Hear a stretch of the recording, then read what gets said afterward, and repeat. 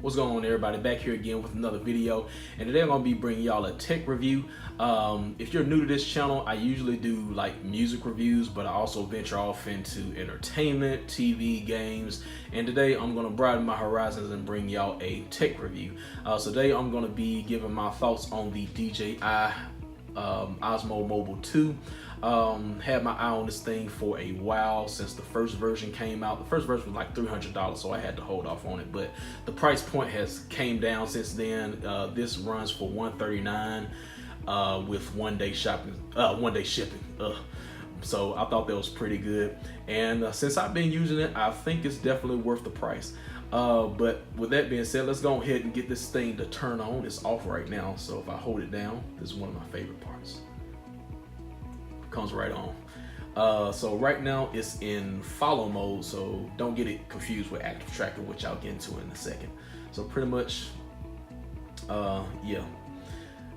in follow mode right now, and wherever you move your hand, it'll follow. So if you press the power button one time, hold on, y'all. There we go. Tripping on me. I usually don't use it with this phone, so this is my backup phone just for demonstration purposes. So it'll stay locked, but you can have more free movement. So I'm gonna put it back in follow mode because I never really use that. Also, you have the pan button right here. Now you can preset it in the Go app, DJI Go app, for fast, slow, or medium. Right now I have set to fast, but you can also kind of manually set the speed if you move your hand just right on the button like that. Also has a record button right here if you don't feel like pressing the button on the screen every time. So let me hop over into the companion app, which is DJI Go. Y'all, it doesn't work real well on this phone because this is an old phone. This is a Galaxy S4, and I just use it as a backup. As you can see, it doesn't work real well. This, like, the camera has a blue tint on it. I don't know what's going on. This is my first time using with this camera. But if you have like a late model phone, like an iPhone 6 and up or something like that, or S8, S9, it should work perfectly. Right now, I'm in the Go app. You can use it in your regular camera mode, but you lose some features. Like with this one, if you press the power button down like 3 times, it'll switch between selfie mode and rear camera mode. So I'm gonna switch it back. So like that.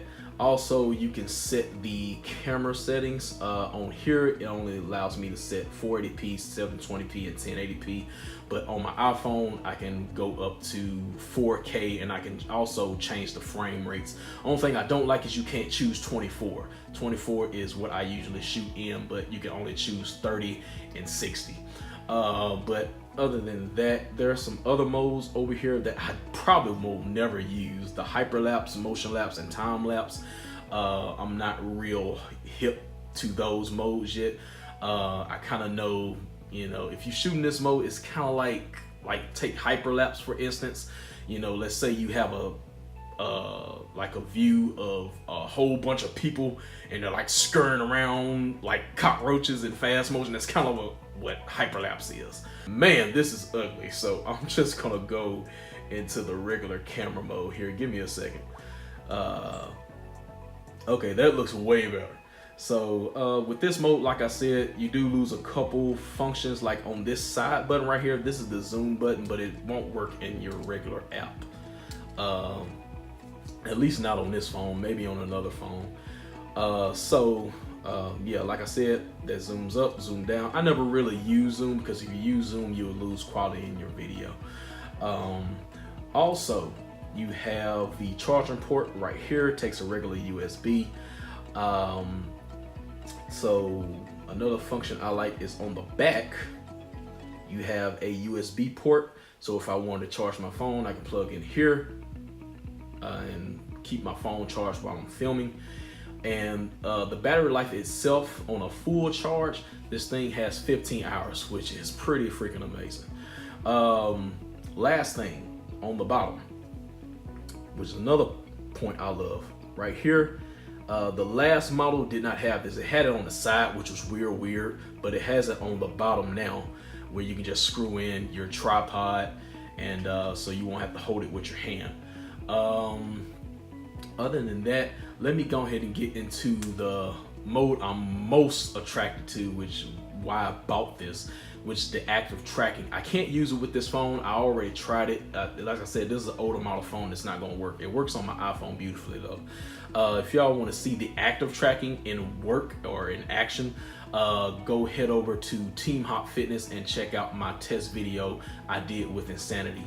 Now with the active tracking, it's not perfect. So what you can do with it, like say for instance, this is the screen, this is my head right here. If I wanted to draw a box on my head, it'll follow wherever my head is going. So I have no need like for a cameraman or anything like that. So that's one plus about it, because I always like to have like moving shots instead of having a static angle at all the time. So this gets rid of the need for me to have somebody else behind the camera, but it still would be nice to have a cameraman, but I haven't moved up to that status yet in life.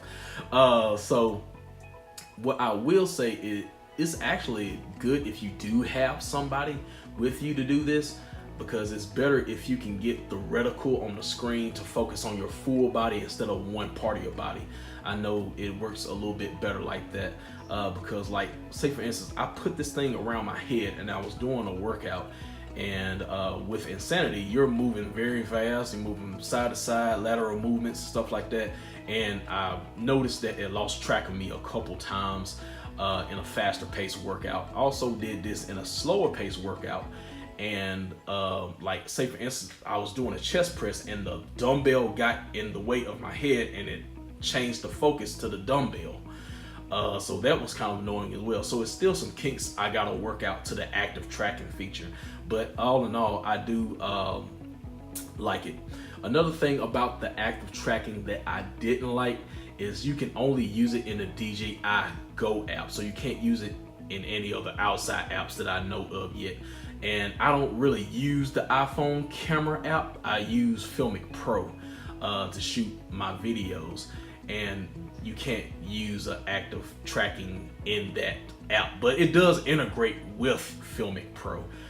So if I were to go inside the app, you could use the zoom, set the exposure and like the focus of your video, all with the controls on here, and not have to use the screen. But the active tracking does not exist in Filmic Pro, which was kind of a minus for me. But if I had to give this thing an overall grade, I would probably have to say A- right now. But I really think it's worth the price. Definitely, if you're into mobile video or photography, definitely go get this out right now. I think it's a pretty good price for the features it has. Other than that, gonna be signing off, y'all. Make sure to like this video if you did enjoy it and find it informative, and also make sure to subscribe to this channel, the JH Review, as well as Team Hop Fitness as well. But other than that, that's gonna be it. Signing off. Peace out.